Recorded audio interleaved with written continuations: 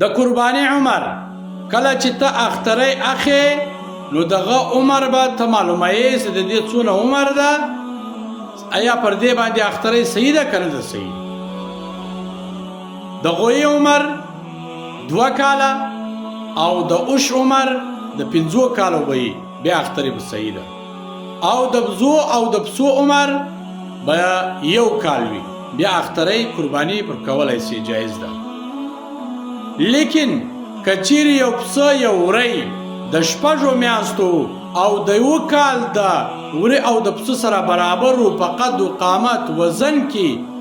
په هر څه کې ورسره برابر و، د 1 کال د پسه سره برابر و، نو بیا هم جایز ده. لیکن د بزو څخه به پره د 1 کال وي، پره به 1 کال به وي، بیا به ته اختری ورباندې کوې او غاښ ته اعتبار نسته.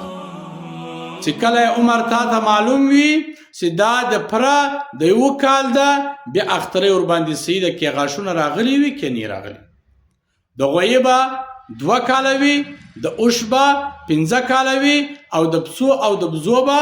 1 کال وي، او هغه پسه هغه وری چې د 6 میاشتو وي او د 1 کال سره برابر وي،